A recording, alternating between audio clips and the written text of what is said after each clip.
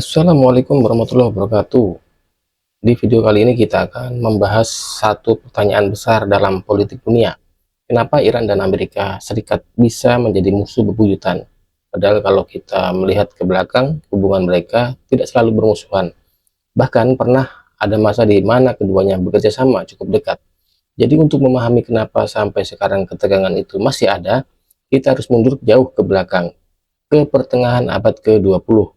Kalau kita kembali ke tahun 1950-an, Iran saat itu dipimpin oleh seorang Perdana Menteri bernama Mohammad Mossadegh, dipilih secara demokratis dan memiliki kebijakan yang sangat penting, yaitu menasionalisasi industri minyak Iran. Sebelumnya, minyak Iran banyak dikuasai oleh perusahaan Inggris. Mossadegh ingin agar kekayaan minyak itu benar-benar dikelola untuk rakyat Iran sendiri. Namun, kebijakan ini membuat Inggris marah dan khawatir. Dan pada saat yang sama, Amerika Serikat juga ikut waspada. Kita harus ingat, waktu itu adalah era Perang Dingin. Amerika Serikat sangat takut pengaruh Uni Soviet meluas ke Timur Tengah. Iran berbatasan langsung dengan wilayah Soviet, dan bagi Amerika, Iran sangat strategis. Baik secara geopolitik maupun sumber daya minyaknya juga. Amerika khawatir jika Iran menjadi tidak stabil atau terlalu independen, maka bisa jatuh ke pengaruh komunis. Pada tahun 1953, terjadilah sebuah operasi rahasia yang dikenal sebagai Operasi Ayak. Operasi ini melibatkan Badan Intelijen Amerika, CIA, dan intelijen Inggris. Tujuannya adalah menggulingkan Mossadegh dari kekuasaan. Kudeta itu berhasil, Mossadegh dijatuhkan dan kekuasaan kembali diperkuat di tangan Shah Iran, yaitu Muhammad Reza Pahlavi, yang lebih pro-barat dan dekat dengan Amerika Serikat. Bagi banyak rakyat Iran, peristiwa 1953 ini menjadi luka sejarah yang sangat dalam. Mereka melihat Amerika sebagai negara yang mencampuri urusan dalam negeri Iran dan menggagalkan pemerintahan yang dipilih secara demokratis. Dari sinilah benih kebencian terhadap Amerika mulai tumbuh di sebagian masyarakat Iran. Setelah kudeta itu, Shah Iran menjadi sekutu utama Amerika di Timur Tengah. Amerika memberikan dukungan militer, bantuan ekonomi, dan kerjasama keamanan yang besar. Iran menjadi salah satu pilar strategis Amerika di kawasan. Secara ekonomi, Iran memang mengalami modernisasi yang pesat. Kota-kota berkembang, infrastruktur dibangun, dan militer diperkuat. Namun di balik modernisasi ini muncul masalah besar, teman-teman. Pemerintahan Shah dikenal otoriter ini. Polisi rahasianya, Shafak, dituduh melakukan penindasan terhadap oposisi politik. Banyak aktivis ulama dan mahasiswa yang merasa ditekan. Selain itu, kesenjangan sosial juga makin terasa. Modernisasi yang cepat tidak selalu diikuti pemerataan kesejahteraan.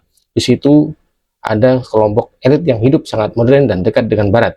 Sementara di sisi lain, banyak rakyat yang merasa identitas nilai-nilai tradisional mereka terancam. Ketidakpuasan ini perlahan-lahan membesar sepanjang tahun 1960-an dan 1970-an. Kelompok agama, kaum intelektual, mahasiswa, hingga masyarakat kelas bawah mulai bersatu dalam satu tujuan, yaitu menggulingkan Shah. Salah satu tokoh yang paling berpengaruh dalam gerakan ini adalah Ayatullah Ruhollah Khomeini. Ia adalah ulama yang keras mengkritik Shah dan juga mengecam pengaruh Amerika di Iran. Akhirnya pada tahun 1979 terjadilah revolusi Islam Iran. Shah melarikan diri dari negara itu dan sistem pemerintahan berubah total. Iran yang sebelumnya kerajaan berubah menjadi Republik Islam dengan Khomeini sebagai pemimpin tertinggi. Revolusi ini bukan hanya perubahan politik, tapi juga merupakan ideologi. Iran secara resmi mengusung sikap anti-Barat dan anti-Amerika, karena Amerika dianggap sebagai pendukung utama rezim Shah yang menindas rakyat. Hubungan kedua negara yang sebelumnya sudah tegang menjadi benar-benar putus ketika terjadi krisis Sandera pada November 1979. Sekelompok mahasiswa Iran menyerbu kedutaan besar Amerika Serikat di Teheran dan menyandera 52 diplomat serta warga Amerika. Mereka menuntut agar Shah yang saat itu berada di Amerika untuk bertobat, untuk berobat, kemudian dikembalikan ke Iran dan untuk diadili. Penyanderaan itu berlangsung selama 444 hari. Peristiwa itu menjadi momen yang sangat memalukan dan menyakitkan bagi Amerika Serikat. Sejak saat itu, hubungan diplomatik resmi antara kedua negara diputus. Amerika mulai menetapkan sanksi terhadap Iran dan permusuhan terbuka dimulai. Belum lama setelah revolusi, Iran menghadapi perang besar dengan Irak yang dipimpin Saddam Hussein pada tahun 1980. Perang Irak-Iran berlangsung selama 8 tahun dan sangat berdarah. Dalam konflik ini, Amerika Serikat secara umum lebih condong untuk mendukung Irak karena saat itu Iran dianggap sebagai ancaman yang lebih besar akibat ideologi revolusinya. Selama perang itu, ketegangan antara Iran dan Amerika terus meningkat. Salah satu insiden yang paling tragis itu terjadi pada tahun 1988 ketika kapal perang Amerika menembak jatuh pesawat penumpang Iran Air Flight 655 yang menewaskan 290 orang. Amerika mengatakan itu kesalahan karena mengira pesawat tersebut adalah pesawat tempur. Tetapi bagi Iran, ini semakin memperkuat anggapan bahwa Amerika adalah musuh yang tidak bisa dipercaya. Memasuki tahun 1990-an dan 2000-an, konflik berubah bentuk. Tidak lagi perang langsung, tetapi perang pengaruh dan sanksi. Iran dituduh mendukung kelompok-kelompok milisi di Timur Tengah yang berseberangan dengan kepentingan Amerika dan sekutunya, termasuk di sana ada Israel. Sebaliknya, Iran memilih melihat kehadiran militer Amerika di kawasan sebagai ancaman terhadap kedaulatannya. Isu besar berikutnya adalah program nuklir Iran. Iran bersikeras bahwa program nuklirnya bertujuan damai untuk energi dan penelitian. Namun Amerika dan sekutu barat menuduh Iran berusaha untuk mengembangkan senjata nuklir. Ketegangan ini memicu sanksi ekonomi yang sangat berat terhadap Iran. Sanksi tersebut berdampak besar terhadap ekonomi Iran, mulai dari nilai mata uang yang jatuh hingga kesulitan perdagangan internasional. Pada tahun 2015, sempat ada harapan baru ketika tercapai kesepakatan nuklir yang dikenal sebagai JCPOA.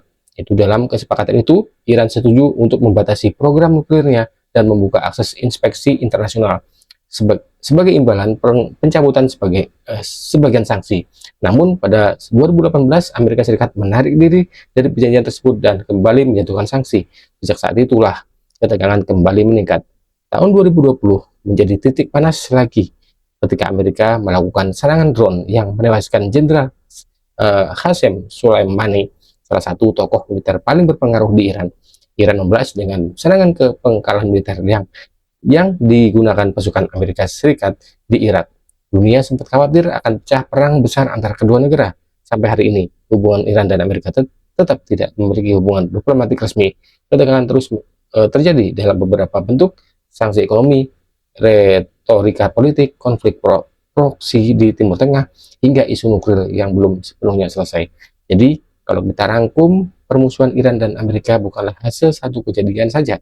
Ini adalah akumulasi sejarah perang, mulai dari kudeta 1953, dukungan Amerika terhadap Shah, revolusi Islam 1979, krisis sandera, perang Irak-Iran, insiden pesawat sipil, isu nuklir, sanksi ekonomi, hingga konflik-konflik terbaru. Setiap peristiwa menambah lapisan kecurigaan dalam kebencian di antara keduanya. Dari sudut pandang Amerika, Iran dianggap sebagai negara yang menantang kepentingannya dan sekutunya di Timur Tengah. Dari sudut pandang Iran, Amerika adalah simbol campur tangan asing dan ancaman terhadap kedaulatan nasional. Selama kedua narasi ini masih kuat di masing-masing negara, hubungan mereka kemungkinan besar akan tetap tegang. Itulah sejarah singkat namun panjang tentang kenapa Iran dan Amerika Serikat bisa menjadi musuh. Kalau kita ingin memahami konflik internasional, kita memang harus melihat sejarahnya secara utuh, bukan hanya potongan peristiwanya saja. Terima kasih sudah menonton, teman-teman. Kalau kalian suka pembahasan sejarah dan politik dunia seperti ini, jangan lupa dukung channel ini dengan subscribe dan share ke teman-teman kalian. Sampai ketemu di video berikutnya. Wassalamualaikum warahmatullahi wabarakatuh.